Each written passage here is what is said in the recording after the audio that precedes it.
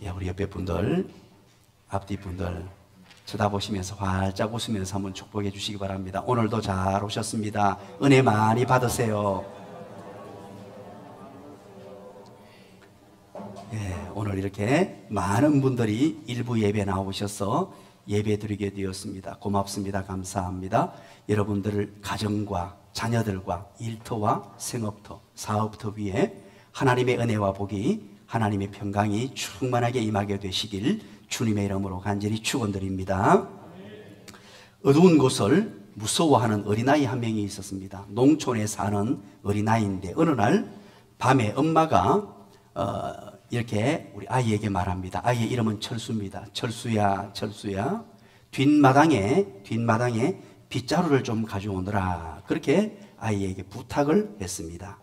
그런데 이 아이는 어두운 곳을 너무 무서워하니까 엄마, 지금 바깥이 너무 캄캄해요. 무서워서 못 가겠어요. 그렇게 얘기했단 말이에요. 그러니까 엄마가 얘기합니다. 철수야, 철수야, 예수님이 계시니까 무서워할 필요 없단다. 그렇게 얘기를 해줬습니다. 예수님이 계시니 무서워할 필요 없단다. 그러니까 철수가 묻습니다. 정말요? 정말요 예수님이 계세요? 그랬단 말이에요. 그러니까 이 엄마가 말합니다. 그래, 예수님은 어디든지 계시단다. 그러니까 염려하지 마라, 걱정하지 마라, 무서워하지 마라. 그렇게 얘기했어요. 그랬더니만 아이가 뒷방문을 열고 조금 열고 그렇게 말합니다. 예수님, 거기 계시면 빗자루 좀 주세요. 그렇게 얘기했단 말이에요. 사랑하는 여러분, 이 어린아이의 순수함이죠. 어린아이의 깨끗함, 순수함. 오늘은 어린이 주일로 우리는 함께 이 자리에 모였습니다. 그리고 오는 화요일 5월 5일은 어린이날입니다. 어린이라는 말은 여러분들이 잘 아시겠습니다만 1920년대에 방정환 선생님께서 처음 사용하신 말입니다. 어린이라는 말은 어리신분, 어리신분 해서 어린이에 대한 극존칭으로 사용되게 되었습니다. 이전까지는 어린아이들을 무시하고 막대하고 그냥 어린아이를 노리게 취급하고 인간 취급을 하지 않는 그런 문화 속에서 어린이들을 굉장히 높이며 존귀하게 여기고 어린이들을 사랑하자라는 의미에서 어리신분, 어리신이 해서 어린이라는 단어를 사용하게 되었습니다.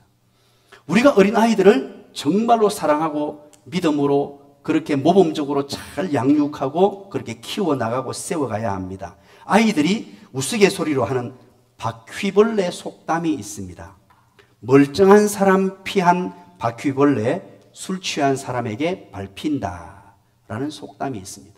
이것은 무엇을 말하는 것이겠습니까? 우리 어린아이들에게 위험한 일들이 온 세상에 널려 있다는 말입니다.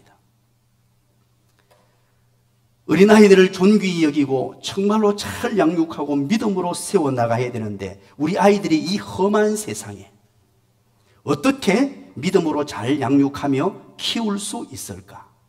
멀쩡한 사람 피한 바퀴벌레, 술 취한 사람에게 밟히듯이 이 험난한 세상을 헤쳐나가며 힘겨운 세상을 어떻게 믿음으로 잘 양육하며 복된 하나님의 사람으로 세워나갈 수 있을까 하는 것입니다.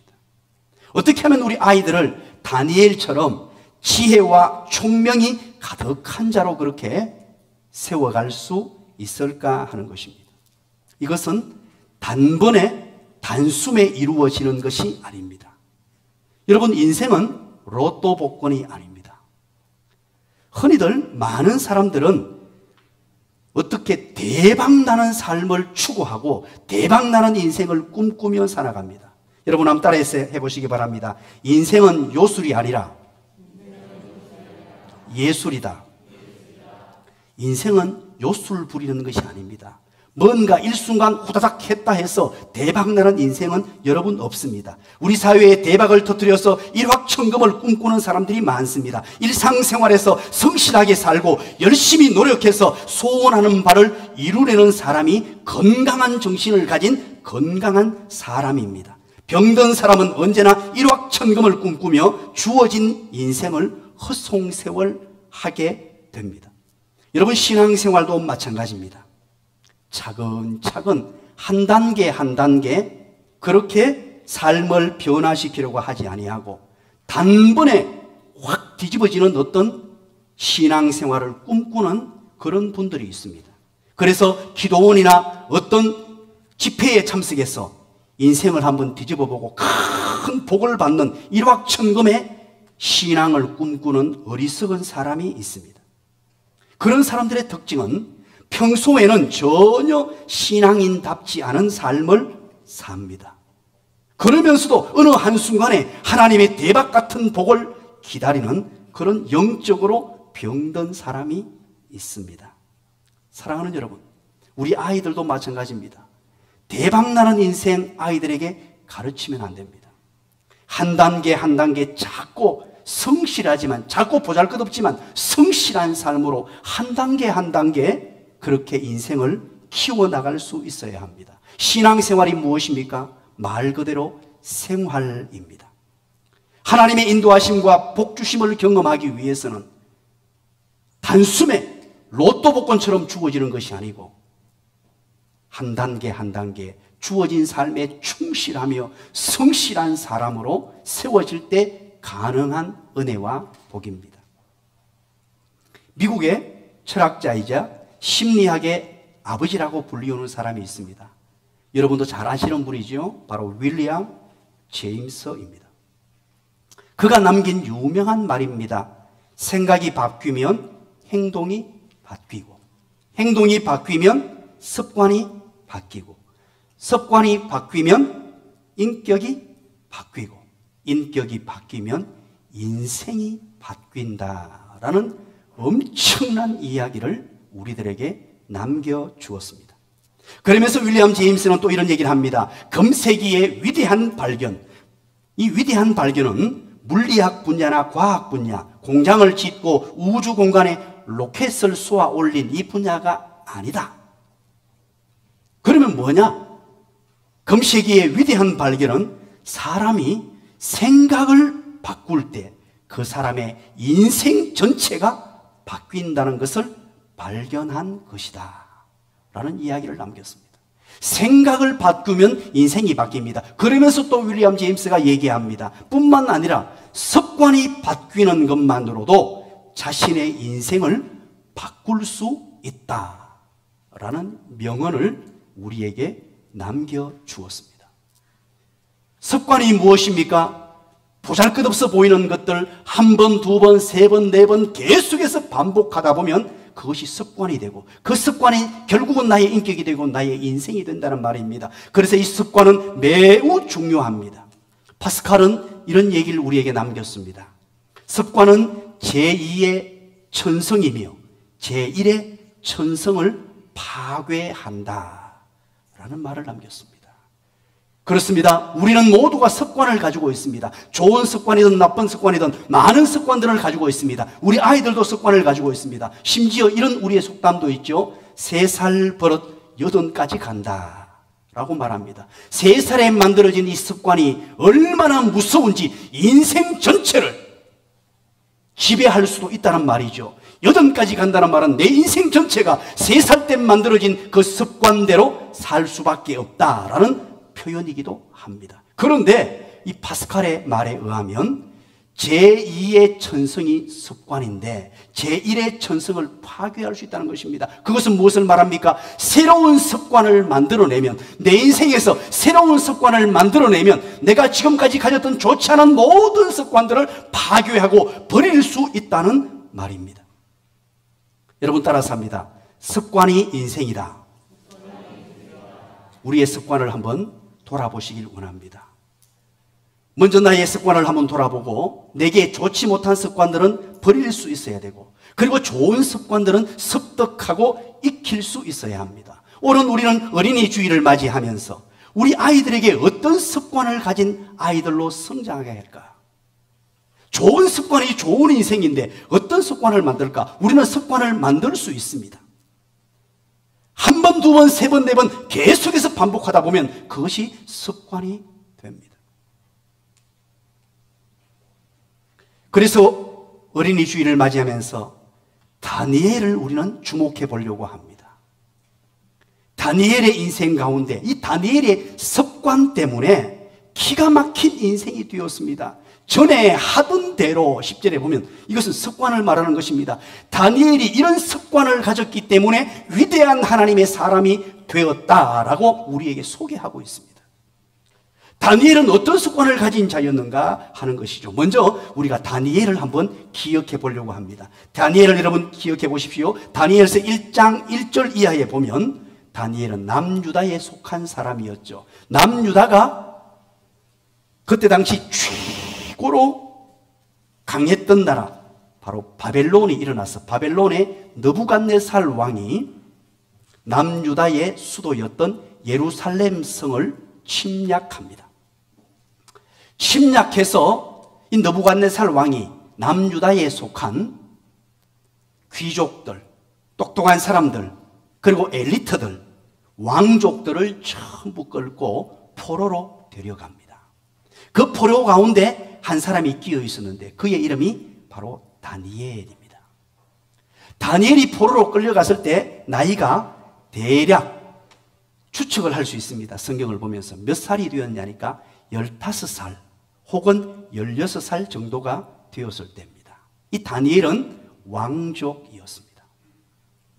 왕족으로서 예루살렘 성이 함락되고 그리고 다니엘은 바벨론으로 포로로 끌려갔습니다.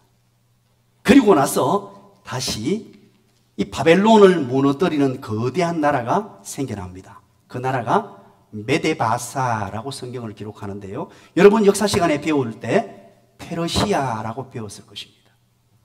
페르시아의 다리오 왕이 등장하게 됩니다. 그리고 이 다리오 왕이 나라를 운영하고 다스리는 정책을 세우는데 그것이 바로 오늘 본문 6장입니다.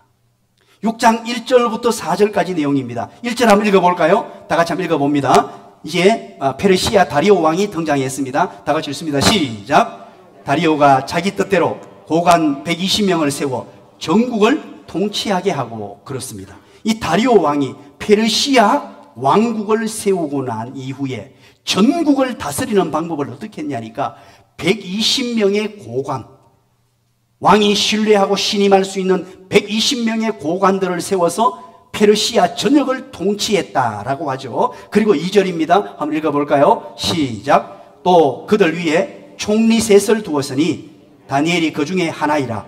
이는 고관들로 총리에게 자기의 직무를 보고하게 하여 왕에게 손해가 없게 하려 함이었더라. 그렇습니다. 자, 120명의 고관들을 세운 중에 전국을 다스리면서 그 중에 더 탁월한 세 사람을 세웠습니다. 탁월한 세 사람을 세워서 총리로 임명했는데 그 세 사람의 총리 가운데 한 명이 누구였더라고요? 다니엘이었더라라고 2절은 오늘 우리에게 소개합니다. 그러면서 3절에 다니엘이 어떤 사람이었는가를 간략하게 한번 소개하는데요. 3절 한번 읽어봅니다. 시작. 다니엘은 마음이 민첩하여 총리들과 고관들 위에 뛰어남으로 왕이 그를 세워 전국을 다스리게 하고자 한지라. 아멘. 자, 보십시오. 이 다니엘이 민첩하고 얼마나 모든 일에 탁월했던지 세 사람의 총리를 세웠는데 그 총리 가운데서도 어떠므로 세워서 전국을 통치하는 말 그대로 왕 다음의 2인자로 다니엘을 지목하고 생각했다고 오늘 본문은 기록하고 있습니다. 그랬더니만 나머지 2명의 총리들과 고관들이 이 모습을 보고요. 4절입니다. 한번 볼까요? 4절. 주변 사람들이 어떻게 생각했는지 4절입니다. 시작. 이에 총리들과 고관들이 국사에 대하여 다니엘을 고발할 근거를 찾고자 하였으나 아무 근거, 아무 허물도 찾지 못하였으니 이는 그가 충성되어 아무 그릇됨도 없고 아무 허물도 없음이었더라. 아멘. 자, 다니엘이 얼마나 출중했던지 왕에게 신임받고 왕 다음에 2인자로 세워지니까 다른 모든 사람들이 고관들이 총리들이 시기하고 질투하여서 그를 깔아뭉개버리려고 온갖 뒷조사를 다 했다라는 것이요. 오늘 본문은 이렇게 시작하고 있죠. 그런데 이 다니엘이 궁극적으로 이런 역경과 고난 가운데 어떻게 되었느냐? 28절입니다. 우리 28절 다 같이 한번 읽어봅니다. 6장 28절 시작. 다리오 왕 시대와 바사 사람 고레스 왕의 시대에 형통하였더라. 오늘 본문의 결론을 이렇게 짓습니다. 바로 다리오 왕뿐만 아니고 그 다음 왕이었던 시대에까지 형통한 삶을 살았는데 9장 23절은 저와 여러분이 잘 알죠. 하나님이 어떤 은혜를 주셨냐니까 9장 23절에 지혜와 총명도 다니엘에게 허락해 주시고요.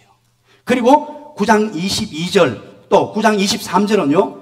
너는 크게 은총을 입은 자라 라는 기가 막힌 은혜를 다니엘에게 부어주십니다. 사랑하는 여러분, 이 다니엘은 형통한 인생을 살았고 하나님으로부터 지혜와 총명을 얻었으며 크게 하나님의 은총을 받은 자로 살아가는 정말 복된 인생이었습니다. 왜 그런가 하니까 그가 전에 하던 대로 행한 그의 삶 때문이었습니다. 그 인생에 살아왔던 습관, 터득했던 그의 삶의 방식 때문에 이는 정말로 복된 하나님의 사람으로 우뚝 세워지게 되었습니다. 그렇다면 오늘 이 본문을 통하여 다니엘의 생활 습관이 어떤 것이었느냐 하는 것을 4가지가 명확하게 오늘 본문에 등장합니다. 이 1장부터 10장까지 내용에서 다니엘의 형통한 인생 습관.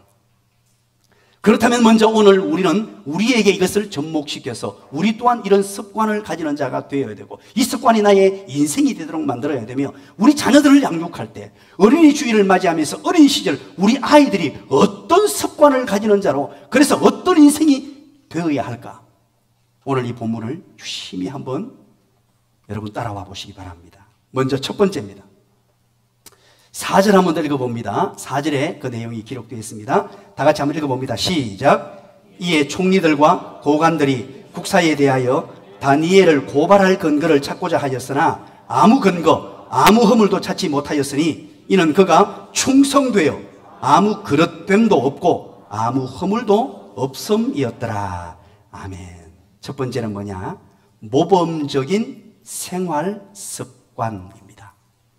이 모범적인 생활 습관을 좀 더 성경적으로 바꾸면 거룩한 생활 습관이라고 할 수 있겠죠. 다른 2명의 총리들과 고관들이 다니엘만 최고로 높여지니까 시기하고 질투하여서 이 다니엘을 고발할 근거를 찾고자 뒷조사를 했습니다. 그런데 아무 허물도 찾을 수 없었고 아무 그릇됨, 아무 잘못도 찾을 수 없을 정도로 모범적인 신앙인이었습니다. 정말로 거룩한 생활 습관을 가진 하나님의 사람이었습니다. 하나님의 택한 백성들은요, 모범적인 신앙인, 모범 신앙인에 앞서서 모범 시민이 되어야 합니다. 우리의 주어진 삶 가운데서 예수 믿는 사람다운 삶을 살아야 합니다. 예수 믿는 사람, 성도, 그러면 나눔과 섬김의 교회에 출석합니다. 그러면 그 사람의 삶은 모범적인 시민이라는 것과 니꼬르가 될 수 있어야 합니다. 오늘 이 다니엘은 아무리 뒷조사를 해도 그릇됨과 잘못됨을 찾을 수 없었습니다. 여러분 혹시 이런 말을 들어보셨습니까? 양탄자는 천년을 털어도 먼지가 난다. 들어보셨죠? 이 말은 무슨 말입니까? 모든 사람은요, 털어서 먼지가 난다는 거예요. 아무리 깨끗해 보이는 사람도, 아무리 잘난 사람도, 아무리 똑똑한 사람도 누구든지 털면 먼지가 나는데, 그래서 양탄자는 천년을 털어도 먼지가 난다는 거예요. 우리 인간의 나약함, 우리 인간의 죄악성을 얘기하는 거겠죠. 그런데 이 다니엘은 뒷조사를 다 해봐도 그릇됨, 잘못됨이 없었고 어떻게 찾아낼 나쁜 생활이 없었다는 것입니다. 모범된 시민이었고 모범된 신앙인이었습니다. 우리 하나님의 택한 백성들은 또 우리 다음 세대 아이들을 양육할 때 먼저 예수 믿는 사람들은 모범 시민이 되도록 양육해야 되는데 그 모범 시민의 답이 어디 있습니까? 여러분 옛날 초등학교 다니실 때, 옛날에는 국민학교죠, 다닐 때 뭘 배웠습니까? 첫 시간에 가서 배운 게 도덕이라는 걸 배웠죠. 먼저 인사하는 법을 배웠습니다. 철수야 안녕, 영희야 안녕, 선생님 안녕하세요.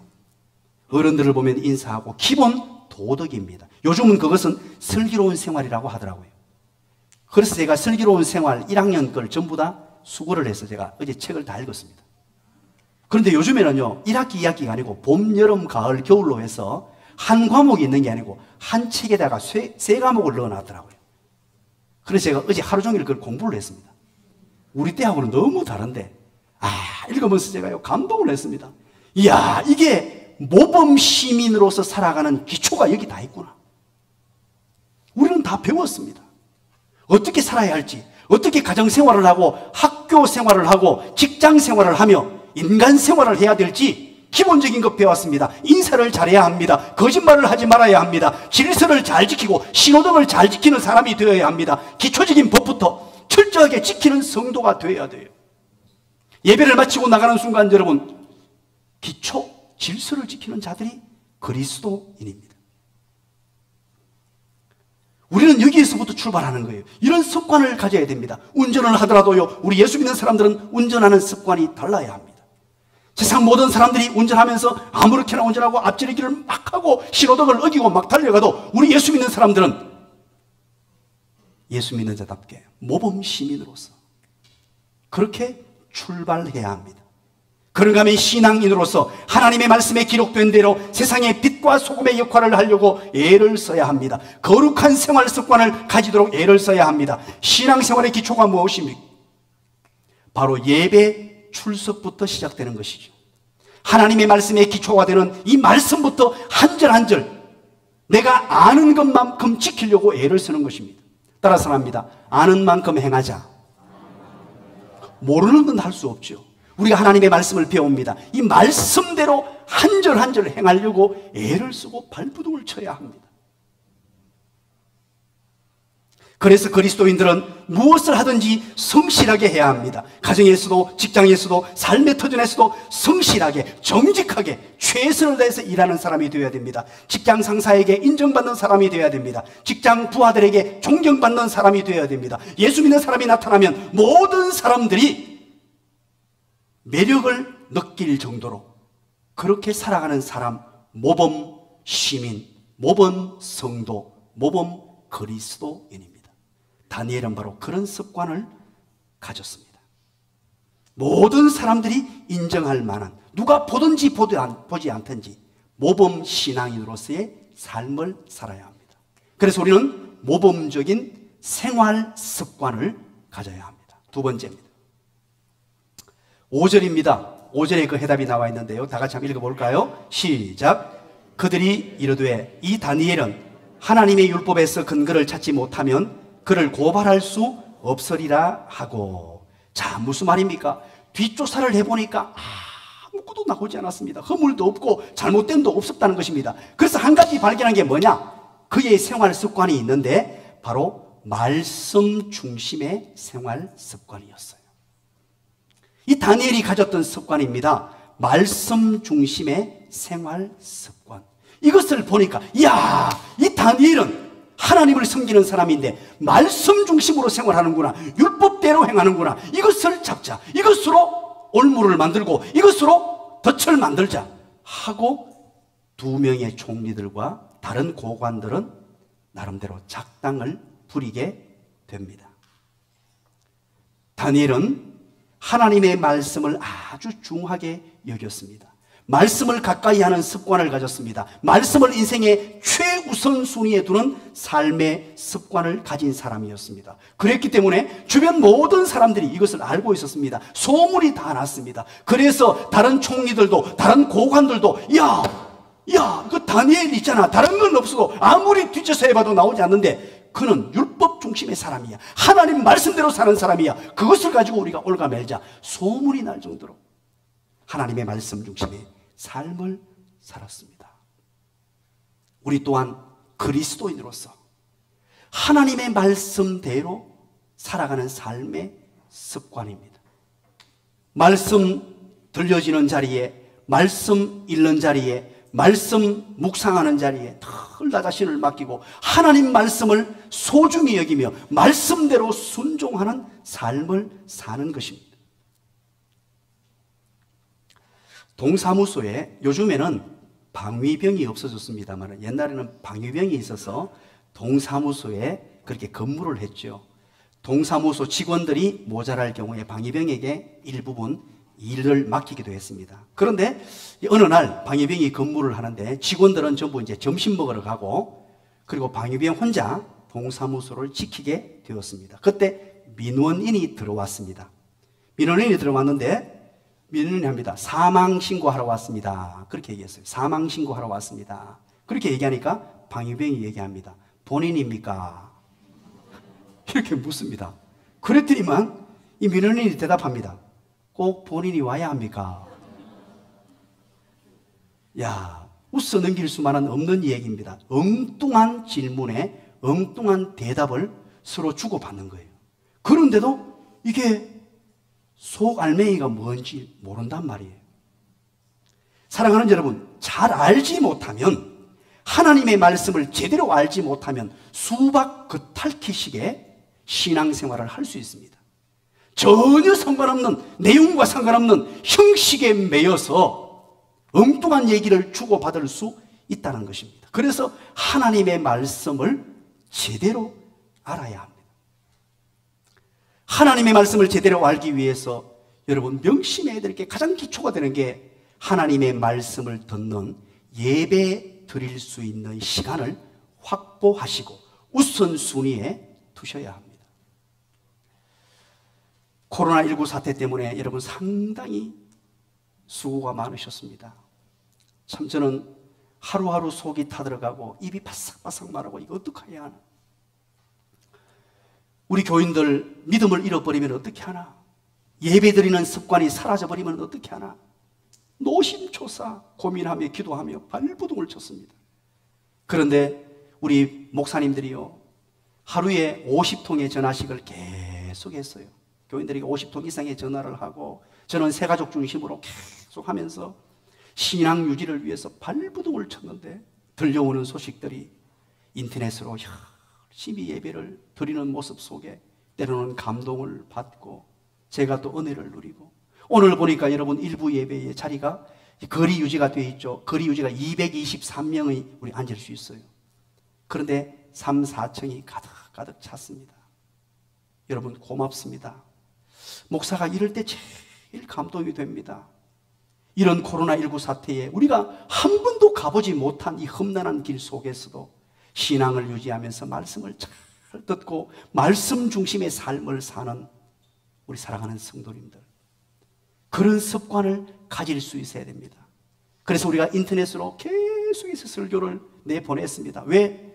다른 곳에 마음을 빼앗기지 않도록 하나님의 말씀을 듣도록. 그래서 피드백이 들어왔는데 수많은 피드백이요, 은혜 받았다는 피드백이 얼마나 많이 들어왔는지 감격스러웠습니다. 예배 시간을 확보하시고 예배 시간에 우선순위를 두셔서 말씀 듣는 시간을 확보하셔야 되고, 그리고 말씀 묵상하는 시간을 확보하십시오. 하루에 가장 여러분 좋은 시간을 선택하셔서 매일매일 말씀 묵상하도록 그런 습관을 가지셔야 합니다. 습관은 한 번, 두 번, 세 번, 네 번 해보면 됩니다. 그리고 40일이 되면 그것은 나의 습관이 됩니다. 40이라는 숫자가 굉장히 의미가 있습니다. 한 번, 두 번, 세 번, 네 번 계속해서 하다 보면 그것이 나도 모르는 사이에 내 습관으로 자리 잡게 됩니다. 그리고 하나님의 말씀에 그대로 순종하는 습관을 가져보십시오. 오늘 다니엘처럼 어떤 말씀을 주시든지 내 생각과 내 판단과 달라도 하나님의 말씀이라면 그대로 순종하는 습관을 여러분 한번 가져보십시오. 그것이 바로 다니엘이 하나님의 은총을 받은 비결이었고 지혜와 총명을 누린 비결이었으며 하나님의 함께 하시는 은혜를 누릴 수 있는 비결이었습니다. 그리고 세 번째입니다. 세 번째는 또한 어떤 습관을 다니엘이 가졌는가 하는 것입니다. 6절부터 10절까지 내용입니다. 6절부터 10절까지 내용, 전체 내용인데 이 내용은 어떤 내용이냐 따라서 합니다. 기도하는 생활 습관. 생활 습관을 가졌는데 기도하는 생활 습관이라는 것을 알게 됩니다. 여러분 6절에 보시면 다니엘을 시기하는 그런 총리들과 고관들이 다리오 왕을 찾아갑니다. 드디어 이제 다니엘을 고발하기 위해서 이 총리들과 고관들이 왕을 찾아갔죠. 7절 보십시오. 7절 법률과 검령을 하나 만들어 달라고 요구를 합니다. 그게 뭡니까? 지금부터 30일 동안에 왕 외에 어떤 신에게나 사람에게 무엇을 구하면 사자굴에 던져넣는 법령을 만들어서 그렇게 선포해 달라고 7절에 얘기합니다. 그랬더니만 8절에 이 왕이, 다리오 왕이 얘기를 듣고 그래 좋다. 그리고 왕의 도장을 찍어서 규례를 누구도 고치지 못하도록, 그 어떤 누구도 이 규례, 이 법령을 고치지 못하도록 도장을 찍습니다. 그리고 9절입니다. 다리오 왕이 그 이야기를 듣고 조서에 왕의 도장을 찍어서 검령을 내립니다. 그리고 10절입니다. 우리 한번 읽어볼까요? 그렇게 이제 만약에 이것을 어기면 다른 신이나 다른 사람에게 절하거나 엎드리거나 기도하거나 예배하면 사자굴에 던져져 죽는다는 검령이 발표되었는데 10절입니다. 우리 다 같이 한번 읽어봅니다. 시작. 다니엘이 이 조서에 왕의 도장이 찍힌 것을 알고도 자기 집에 돌아가서는 윗방에 올라가 예루살렘으로 향한 창문을 열고 전에 하던 대로 하루 3번씩 무릎을 꿇고 기도하며 그의 하나님께 감사하였더라. 아멘. 세 번째, 바로 기도하는 생활 습관입니다. 다니엘은 전에 하던 대로, 습관대로, 평상시 계속해서 반복해서 해오던 대로 그것이 습관이 되고 그의 인생이 되었는데 하던 대로 어떤 상황, 어떤 환경 속에서도 하루 3번씩 하나님 앞에 기도했다는 것입니다. 참으로 아름다운 습관입니다. 아름다운 모습입니다. 저와 여러분의 삶의 습관이 이렇게 자리 잡혀야 되고요. 우리 아이들을 양육하며 아이들을 키워갈 때, 또 여러분 손자, 손녀들을 키워갈 때 이렇게 기도하는 습관. 우리가 재작년까지는 우리가 기도 운동을 벌였죠. 우리 다니엘의 기도 습관을 따라서 하루 세 번 기도 운동을 몇 년간에 걸쳐서 펼쳤죠. 알람을 다 맞춰두고 그죠? 오전 9시, 난 12시, 저녁 6시 해가지고 알람을 만들어서 계속, 그게 바로 다니엘의 기도에서 나온 하나의 아이디어였습니다.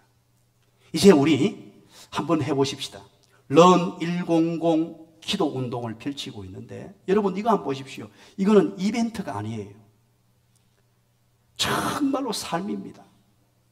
제가 기도하면서요, 어떻게 하면 우리 교인들이 기도하는 습관을 만들 수 있을까? 어떤 분들은 이런 생각을 가질 수도 있습니다. 집에서 기도하면 되지. 물론 됩니다. 집에서 기도하시는 분 정말 고맙습니다. 그렇게 해도 좋습니다. 그러나 집에서 기도하기란 쉬운 것이 아니에요. 예배당에 조용히 나와서 기도할 수 있도록 모든 환경이 조성된 곳, 그리고 시간을 정하고, 그래서 여러분들 홀로 기도하기 어려운 분들을 위해서 오전 11시, 오후 3시, 저녁 8시에는 우리 교육자들이 아주 간략하게 기도를 함께 해줍니다. 기도 제목을 나누어 드리고 기도의 동력을 불이키기 위해서 해주고 함께 조용히 흩어져서 이 거리 유지를 하면서 기도하고 있습니다. 많은 분들이 참여하고 계세요. 정말로 눈물이 나도록 고맙고 감사합니다. 우리가 이런 어려운 때에 모여서 함께 할 수 없잖아요. 많은 분들이 우리가 기도할 때는 막 통성으로 뜨겁게 기도할 수도 없어요. 침이 튀면 안 되니까. 이럴 때 우리가 선택한 방법이 가정별로, 사랑방별로, 개인별로. 그래서 우리는 기도의 습관을 만들어야 합니다. 기도의 습관을 만들기 위해서 여러분 똑같은 행동을 반복하셔야 되는데 그것은 먼저 공적인 기도의 자리에 참여하실 수 있어야 합니다. 그것이 바로 수요 기도회입니다. 수요 기도회는 지금까지는 2시간을 강력하게 제가 목이 다 쉬도록 기도했습니다. 그런데 이제부터는 코로나19 때문에 기도 방식을 오는 수요일부터 바꾸려고 합니다. 묵상기도로 거리를 유지해서 묵상기도 하면서 기도하겠습니다. 혹시 기도가 조금 아직 서툴거나 오랜 시간 기도하지 못하시는 분들은 우리 교육자들이 돕겠습니다. 돕는 방법은 여러분들이 이제 수요일 날 나오시면 알게 될 겁니다. 함께해서 여러분들이 하나님을 찾고 하나님을 또 찾고 개인적으로 하나님을 만나고 하나님을 구하고 하나님의 선하신 뜻을 발견할 수 있도록 우리 수요일, 오는 수요일부터 다시 재개하도록 하겠습니다. 그리고 새벽 기도회입니다. 코로나19 사태가 진행되면서 4월 첫 주 5일부터 우리 교역자들이 먼저 새벽 기도회를 열었습니다. 참 교역자들만 조용히 기도할 때 그렇게 눈물이 나더라고요. 2달 넘게 예배당에 나오지 못하다가 새벽에 나와서 이제 우리 교역자들이 먼저 열고 4월 13일부터 우리 함께 교인들이 했습니다. 지금 많은 분들이 참여합니다. 충분히 거리 유지가 되더라고요. 새벽 기도회에 오셔서 마음껏 기도하되 이것이 나의 삶의 습관이 되도록, 새벽에는 눈이 번쩍 뜨이고 새벽에 눈이 일찍 뜨이려면 저녁에 일찍 자야 합니다. 그래서 일찍 자려면 어떻게 하면 되는 줄 압니까? 일어나는 시간을 동일하게 맞추면 됩니다. 일어나는 시간, 아무리 낮에 피곤해도 낮잠 자지 말고 일어나는 시간을 5시로 맞춰 놓으면요, 사람이 피곤해서 녹초가 되어 저녁에 자게 돼요. 이것이 계속 반복되고 15일이 되고 40일이 되면 저녁 10시만 되면 눈이 감기게 됩니다. 이게 습관이에요. 잠자는 습관입니다. 그렇게 만들어서 새벽에는 눈을 뜨이는 사람,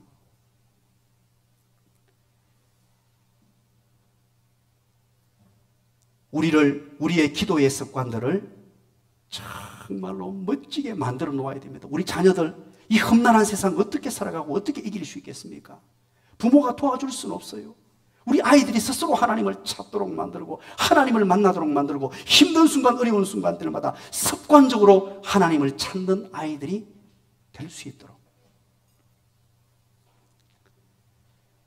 마지막 한 가지입니다. 10절 제일 끝부분에 뭐라 그럽니까? 그의 하나님께 뭐 했다고요? 감사하였더라. 전에 하던 대로 그의 하나님께 감사하였더라 라고 말합니다. 감사하는 습관입니다. 오늘 이 감사했다는 말, 기도했다는 말, 이것이 쉬운 일이 아니었습니다. 왜냐하면 바로 사자굴에 잡혀서 죽는 겁니다. 하나님 앞에 무릎을 꿇고 감사하고 기도한다는 것은 곧바로 죽음이라는 등식이 성립되는 상황이었습니다. 그럼에도 불구하고 그는 평소에 늘 그렇게 살았던 대로, 늘 해오던 방식대로 감사를 선택했습니다.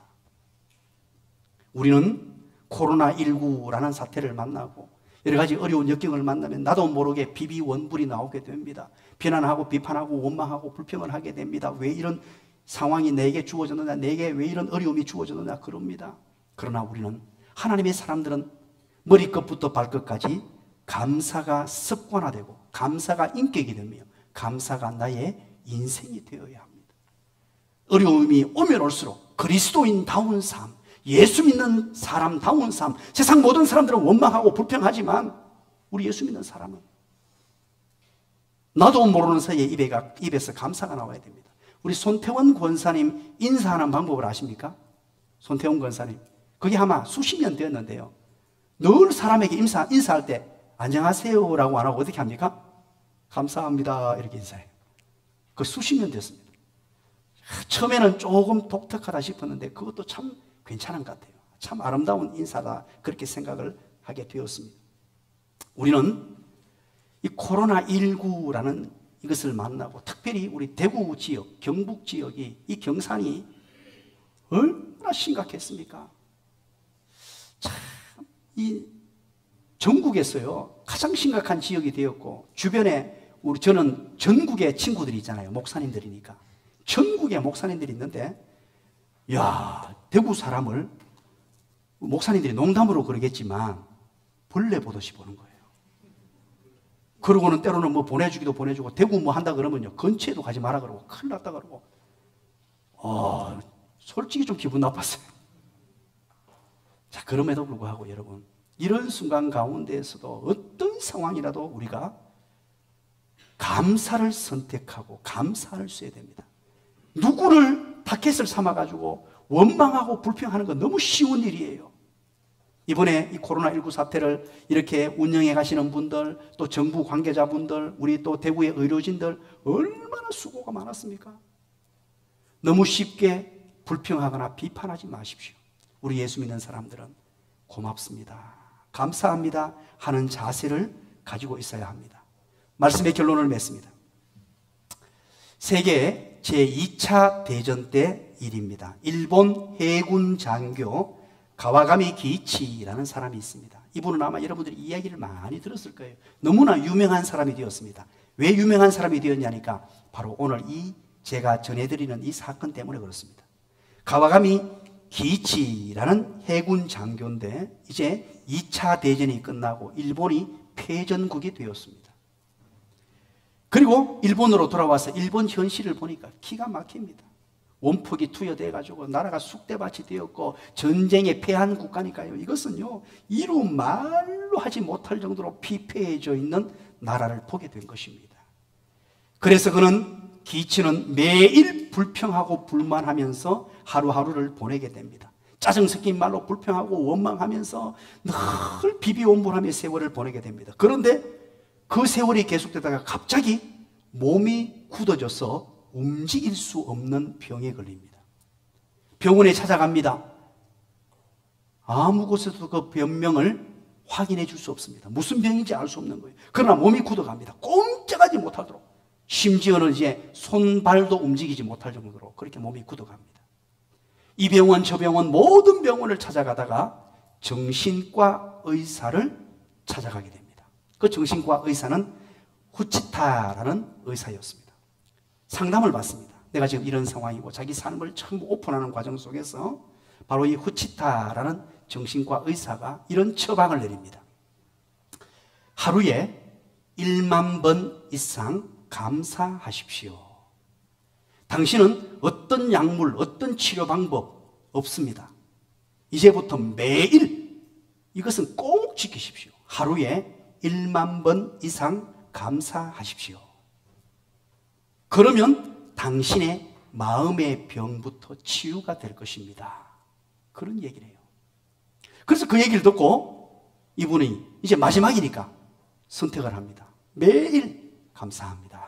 감사합니다. 감사합니다. 감사의 조건을 찾아서 계속 감사합니다. 그러다가 가와가미 기이치 씨가 어느 날 아들이 감 2개를 아빠에게 감을 주더라는 것입니다. 아빠 감 드세요 하고 아들이 주는데 감사합니다라고 그 순간에도 얘기하는데 갑자기 굳었던 몸이 풀리는 것을 경험하게 되었습니다. 그리고는 질병이 그에게서 떠나갔다는 것입니다. 그의 정신적인 질병도 치유가 되고 육체적인 질병도 치유가 되었습니다. 사랑하는 여러분, 오늘 우리의 삶의 습관을 한번 만들어 보시기 바랍니다. 어떤 상황이 있든지요, 다 장단점이 있어요. 어떤 사람이건 어떤 행사건 우리가 지금 착한 소비 운동을 하고 있죠. 이것도요 정말 선한 의도에서 하지만 이것을 바라보기를 또 비판적으로 바라볼 수도 있어요. 사람이라는 것은요 늘 그렇습니다. 우리 정부가 아무리 잘해도 좋게 얘기하는 사람이 있고 안 좋게 얘기하는 사람이 있고, 정부가 아무리 못해도 칭찬하는 사람이 있고 불평하는 사람이 있어요. 우리가 인생을 살아가면서 어떤 행사, 어떤 사람, 어떤 조건 가운데서도 꼭 비비온불하는 사람이 있어요. 여러분의 생활 습관을 친위격감의 생활 패턴으로 바꾸십시오. 가장 먼저 자기 자신이 살아나요. 그렇지 않으면요 자기가 죽습니다. 꼭 그런 분들은 무슨 일을 할 때 무엇을 위해서 내가 비판한다 그럽니다. 그거 위하는 게 아니에요. 단체를 망하게 만들고 자기를 망하게 만듭니다. 기도하겠습니다. 하나님 아버지 고맙습니다. 감사합니다. 어린이 주일을 맞이하면서 우리 아이들, 우리 다음 세대가 어떤 습관을 가지고 살아야 할지 우리 다니엘을 통하여 살펴보았습니다. 모범생활 습관을 가진 다니엘, 말씀 중심의 습관을 가진 다니엘, 기도하는 습관을 가진 다니엘, 감사하는 습관을 가진 다니엘. 그래서 다니엘은 지혜와 총명이 하나님께서 허락하신 총명으로 지혜로 충만했고 형통하였으며 하나님의 은총이 가득한 삶을 누리게 되었는데 우리들도 또 우리 자녀들도 우리 후손들도 다니엘과 같은 좋은 습관 가진 좋은 인생이 되어 하나님이 주시는 지혜와 총명으로 형통으로 하나님의 은총이 충만한 인생으로 세워지게 하여 주시옵소서. 예수님 이름으로 기도드리옵나이다. 아멘.